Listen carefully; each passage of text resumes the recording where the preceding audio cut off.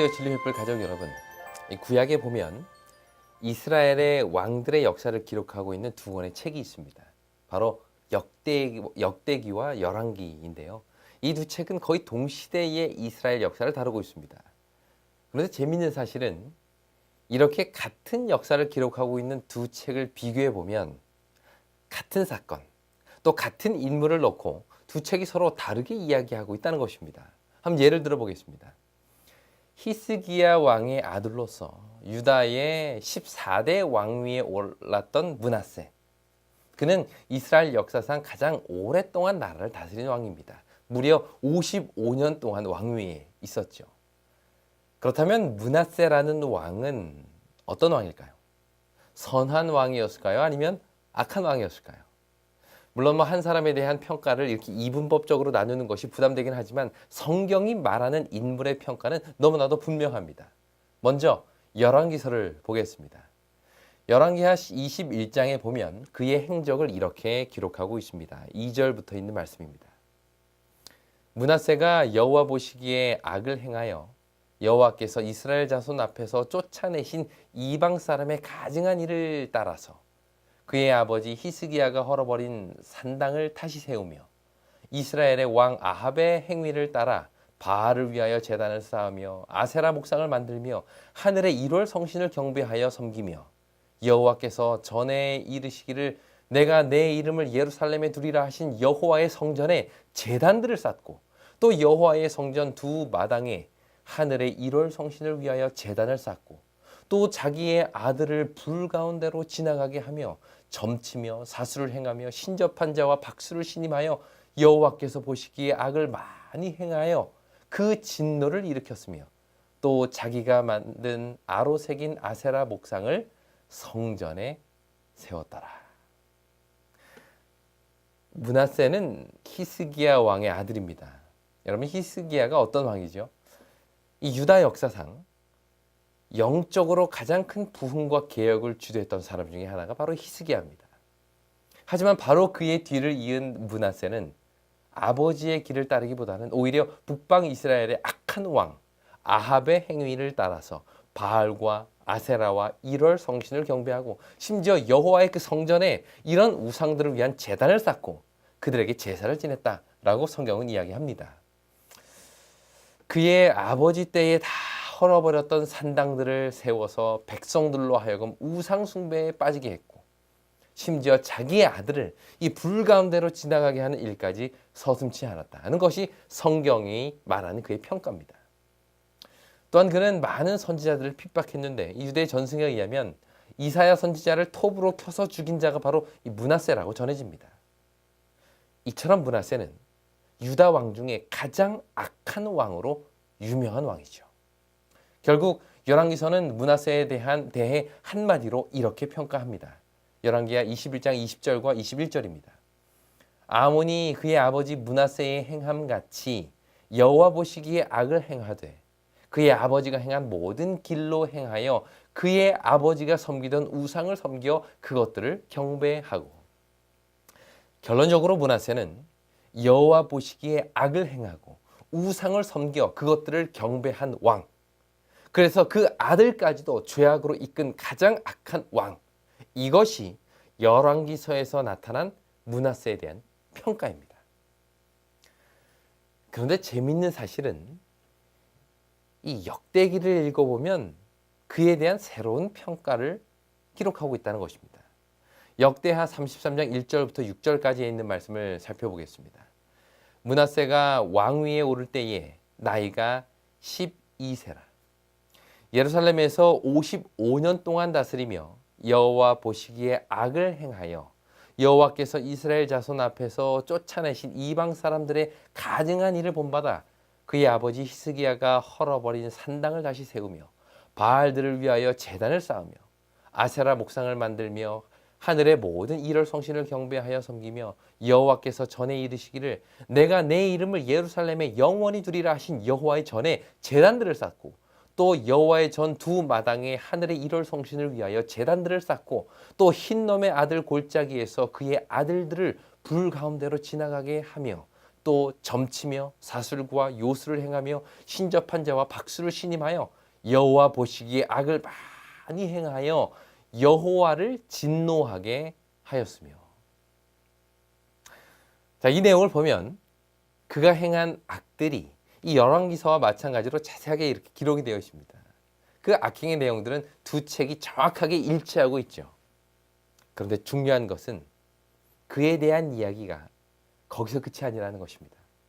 역대하 33장 11절에 보면 여호와 앞에 악을 행하고 온 백성을 우상 숭배에 빠지게 했던 그 므낫세에게 아수르 왕을 보내어 그를 치게 하셨다는 기록이 나옵니다. 그래서 결국 므낫세는 사로잡혀 이 쇠사슬에 결박돼서 아수르로 끌려가죠. 그런데 그 다음이 중요합니다. 이렇게 환난 가운데 처한 므낫세는 이런 행동을 했다라고 역대기는 기록하고 있습니다. 역대하 33장 12절과 13절입니다. 그가 환난을 당하여 그의 하나님 여호와께 간구하고 그의 조상들의 하나님 앞에 크게 겸손하여 기도하였으므로 하나님이 그의 기도를 받으시며 그의 간구를 들으시사 그가 예루살렘에 돌아와서 다시 왕위에 앉게 하심에 므낫세가 그제서야 여호와께서 하나님이신 줄을 알았더라. 이처럼 역대기에는 므낫세를 단순히 악한 왕이 아니라 회개한 왕으로 기록하고 있습니다. 비록 그가 죄악 가운데 살았지만 환난을 통하여 여호와 하나님께 간구했으며 그 결과 하나님께서는 다시 그를 일으켜 왕으로 세우시고 그제야 그가 여호와께서 하나님이신 줄을 알았다라고 기록한 것이죠. 15절부터 보면 그 후에 므낫세는 이방 신들과 여호와의 전에 우상을 다 제거합니다. 성전에 있는 산과 모든 예루살렘에 쌓은 제단들을 다 성 밖으로 부숴서 다 던져버립니다. 또한 여호와의 제단을 보수하고 화목제와 감사제를 드리며 모든 유다 백성들에게 이스라엘 하나님 여호와를 섬기라고 반포하죠. 이것이 역대기에 기록된 므낫세의 이야기입니다. 그리고 결론적으로 므낫세가 어떤 왕이었는지를 역대하 33장 23절은 이렇게 소개합니다. 이 아몬이 그의 아버지 므낫세가 스스로 겸손함 같이 여호와 앞에서 스스로 겸손하지 아니하고 더욱 범죄하더니. 므낫세의 아들 아몬에 대해서 이야기하면서 그가 므낫세가 스스로 겸손함 같이 여호와 앞에서 스스로 겸손하지 않았다 라고 이야기합니다. 이 말은 뭔가요? 므낫세는 어떤 왕이라고요?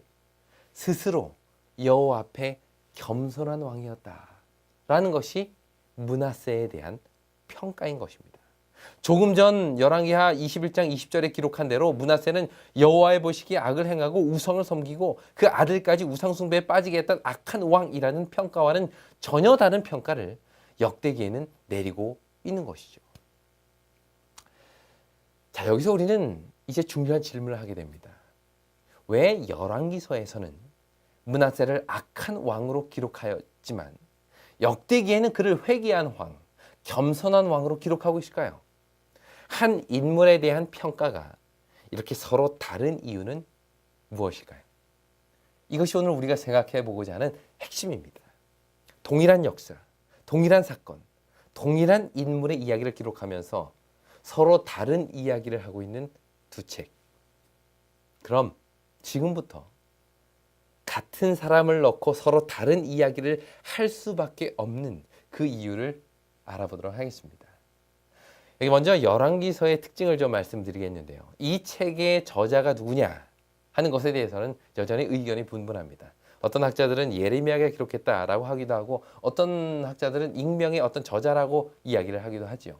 그런데 모든 사람이 동의하는 한 가지 분명한 것은 이 책은 선지자에 의해 혹은 선지자의 관점으로 기록되었다라는 것입니다. 이렇게 생각하는 가장 큰 이유는 여호와의 말씀에 대한 그들의 순종과 불순종, 순종과 불순종의 여부에 따라 나라의 흥망성쇠가 결정된다라는 그 역사관, 흔히 말하는 신명기적인 역사관에 입각해서 내용을 기술하고 있기 때문입니다. 다시 말하면 이 열왕기서는 왕들의 어떤 정치적인 치적이나 또 뭐 군사적인 업적 이런 것들에 초점을 맞추지 않고 선지자들의 눈에 비춰진 바대로 그들이 여호와의 말씀에 얼마나 순종했느냐 혹은 얼마나 하나님의 말씀에 불순종했느냐에 초점을 맞추어 기록하고 있다는 것입니다. 특히 그 내용들을 보면 선지자들의 활동들이 크게 부각이 되는데요. 그 대표적인 예가 엘리야와 엘리사 선지자의 이야기입니다. 열왕기서에는 선지자들이 선포한 메시지가 중요하게 기록되어 있는데요. 그 내용을 보면 나라의 흥망성쇠는 결코 정치적으로 또 군사적으로 어떤 힘이나 외세에 기인한 것이 아니라 오직 하나님의 말씀에 대한 순종과 불순종 그 여부에 달려있다는 사실을 아주 충실하게 보여주고 있습니다. 한마디로 이 책의 저자는 선지자의 관점으로 역사를 바라보고 기록한 것이죠. 그래서 열왕기서에 나타난 왕들의 평가를 보면 딱 두 가지입니다. 첫째는 그가 여호와의 보시기에 정직히 행하였더라 라는 평가고요. 두 번째는 그가 여호와의 보시기에 악을 행하였더라 라는 평가입니다. 그가 어떤 왕이었느냐 하는 것은 결국 여호와의 말씀에 얼마나 순종했느냐에 의해 결정된 것이죠. 이것이 열왕기서가 바라보는 역사관입니다. 반면에 역대기는 선지자적인 관점이 아니라 이 제사장적인 관점으로 기록된 책입니다. 그래서 역대기를 읽어보면 열왕기서와는 달리 제사장직과 제사제도 또 성전 봉쇄에 대한 이야기 또 레위지파나 성전 찬양대와 같은 이야기들이 많이 기록이 되어 있습니다. 또 역대기는 다윗이 레위인과 제사장 제도를 다 재정비하고 법궤를 예루살렘으로 안치한 이야기 등 주로 성전과 제사장 직분에 관련된 내용들이 자세하게 기록이 되어 있습니다. 뿐만 아니라 다윗이 비록 하나님의 성전을 건축하지는 못했지만 성전 건축을 위한 모든 준비를 잘 마쳤다는 사실과 그 결과 다윗은 하나님으로부터 영원한 왕권을 보장받았다는 내용들이 기록이 되어 있습니다. 이처럼 열왕기와 역대기는 그 역사를 기록한 관점이 서로 다르다는 것입니다. 열왕기서는 선지자적인 관점에서 역사를 기록했지만 역대기는 제사장의 관점에서 역사를 기록한 것이죠. 자, 이 내용을 바탕으로 므낫세의 이야기로 한번 다시 돌아가 보겠습니다. 열왕기서에는 므낫세의 악행, 즉 그가 우상을 섬기고 여호와의 전에 제단을 쌓으며 그의 아들을 우상의 제물로 바칠 만큼 악한 왕이었다라고 기록하고 있습니다. 그 이유는 역사를 선지자적인 관점으로 바라보았기 때문입니다. 선지자는 어떤 사람이죠? 백성들의 죄를 지적하고 회개를 촉구하는 사람입니다. 그래서 언제나 선지자의 기별은 하나님의 말씀에 비추어 백성들의 삶을 평가하고 그들의 현실을 신랄하게 비판하는 입장에서 기록을 한 것입니다. 반면에 제사장은 어떤가요? 선지자가 하나님을 대표하여 그분의 말씀을 전하는 사람이라면 제사장은 백성들을 대표하여 하나님께 나아가 백성들 대신 용서를 구하는 사람, 그가 바로 제사장입니다. 그래서 그는 언제나 백성들의 입장에서 하나님께 은혜를 구하고 용서를 간구하는 역할을 하는 것이죠. 비록 백성들이 죄가 많지만 그들이 하나님 앞에 나와 죄를 회개하고 머리를 조아릴 때 그들을 용서하시고 받아주시기를 간구하는 사람이 바로 제사장입니다.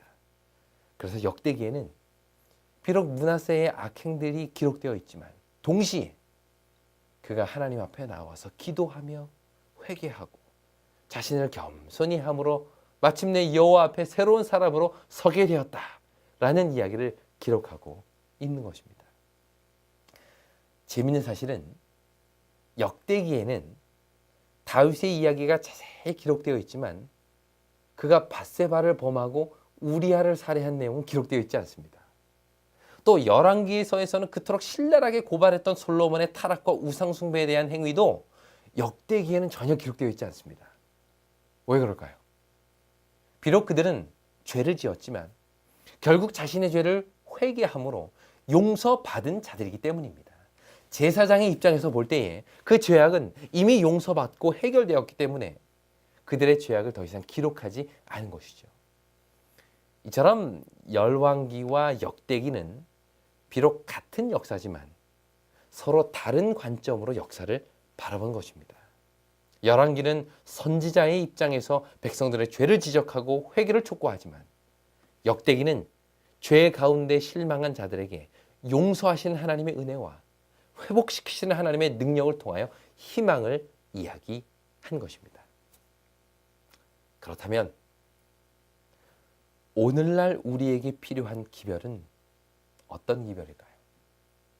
백성들의 죄악을 신랄하게 드러내고 그들로 하여금 악으로부터 돌아서게 하는 그 선지자적인 기별일까요? 아니면 죄인들의 죄를 감싸고 품어주고 그들을 위로하는 제사장적인 기별일까요? 과연 이 시대가 요구하는 기별은 어떤 기별일까요? 그에 대한 대답은 왜 하나님께서 성경에 열왕기와 역대기를 모두 허락하셨는가를 생각해 보면 쉽게 알 수 있습니다. 왜 하나님께서는 같은 이야기를 가지고 백성들에게 선지자적인 기별과 제사장적인 기별 모두를 주셨을까요? 그 이유는 둘 다 필요하기 때문입니다. 백성들의 삶을 말씀에 비추어 진단하고 그들의 죄악을 이야기하며 그 죄에서 돌아서라도록 강력하게 호소하는 선지자적인 기별과 죄악으로 절망하고 쓰러진 자들에게 용서하시고 회복하시고 그들을 다시 일으키시는 하나님을 소개하는 제사장의 기별이 결국 우리를 향한 하나님의 두 마음인 것입니다. 역대기와 열왕기는 왕들의 이야기를 중심으로 하나님의 두 마음을 표현하고 있습니다. 그런데 왕이라는 것은 백성들의 대표자죠. 그 말은 왕들을 향한 하나님의 두 마음은 결국 온 백성들을 향한 하나님의 마음임을 이야기하는 것입니다. 하나님께서는 때로 우리의 죄악을 신랄하게 드러내심으로 그 죄에서 돌아서기를 호소하십니다. 그러나 동시에 그분은 우리의 죄악을 용서하시고 품으시며 안아주심으로 절망 가운데 있는 우리를 다시 일으켜 세우시기를 원하시죠. 이것이 우리를 향한 하나님의 두 마음입니다. 마치 자녀를 대하는 부모의 두 마음처럼 말입니다. 부모는 자녀가 잘못된 길로 갈 때는 어미 꾸짖기도 하고 매를 대기도 하죠. 그렇게 해서라도 잘못된 길에서 돌아서도록 하려는 것입니다. 그러나 동시에 자식이 자신의 잘못을 깨닫고 악한 길에서 돌아섰을 때 부모는 언제 그랬냐는 듯이 자녀의 부끄러운 과거는 다 잊고 다시 일어날 수 있도록 격려하고 도와줍니다. 이것이 자녀를 향한 부모의 두 마음이요, 우리 인류를 향한 하나님의 마음인 것입니다. 우리는 이러한 하나님의 두 마음을 예수님의 생애를 통해서 분명히 알 수 있는데요. 먼저 예수님께서는 분명히 이 선지자적인 기별을 통해서 백성들을 돌이키기를 원하셨습니다. 어떤 때는 이거 너무 심한 말씀이 아닌가 싶을 정도로 아주 강한 기별을 전하시기도 하셨는데요. 마태복음 12장 34절에 보면 바리새인들에게 독사의 자식들아, 너희는 악하니 어떻게 선한 말을 할 수 있느냐? 이는 마음에 가득한 것을 입으로 말함이라 라고 그들을 아주 꾸짖으셨습니다. 이것은 단순히 그들을 비난하는 말씀이 아니라 그들의 죄를 드러내고 그 죄에서 돌아서도록 강력히 호소하는 말씀이었죠.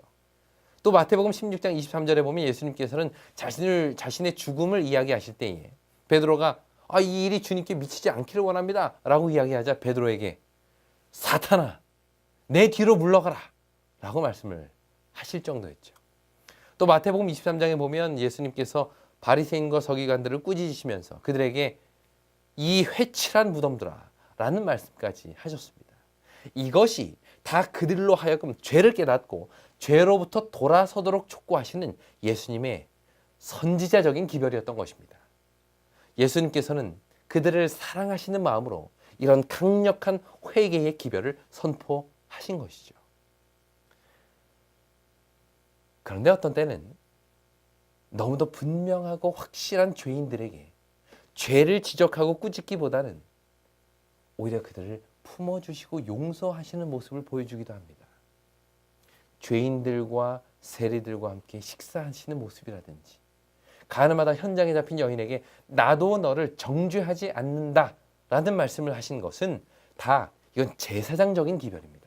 즉 그들이 죄로 인하여 절망하지 않고 다시 일어나서 회복하고 예수 그리스도의 하나님의 용서하시는 은혜를 깨닫게 하기 위하여 이 기별들을 전한 것이죠. 이러한 예수님의 모습은 누가복음 7장에 보다 분명히 나타나 있습니다. 여기 7장 36절부터 보면 시몬이라는 바리새인이 예수님을 위해 잔치를 베풀었는데요. 예수님께서 자신의 문둥병을 치유해 주셨던 것에 대해서 감사의 마음으로 잔치를 베푼 것입니다. 자, 그래서 예수님께서는 제자들과 함께 이 잔치 자리에 딱 참석하고 계셨는데 그때 한 여인이 등장합니다. 누가복음 7장 37절에 보면 이 여인을 동네의 죄인인 한 여자라고 소개합니다. 한마디로 그 여인은 동네 사람들이 다 알만한 죄인이었다는 것이죠. 그런데 그 여인이 예수님께 다가와 옥합을 발에 붙고는 머리털로 그 발을 씻기기 시작합니다. 근데 이것을 본 시몬은 이렇게 혼잣말로 중얼거립니다. 누가복음 7장 39절입니다. 예수를 청한 바리새인이 그것을 보고 마음에 이르되 이 사람이 만일 선지자라면 자기를 만지는 이 여자가 누구며 어떠한 자 곧 죄인인 줄을 알았으리라 하거늘. 잘 보십시오. 그가 뭐라고 생각했습니까? 예수가 만일 선지자라면 이 여자가 죄인인 것을 알았을 것이라는 것입니다.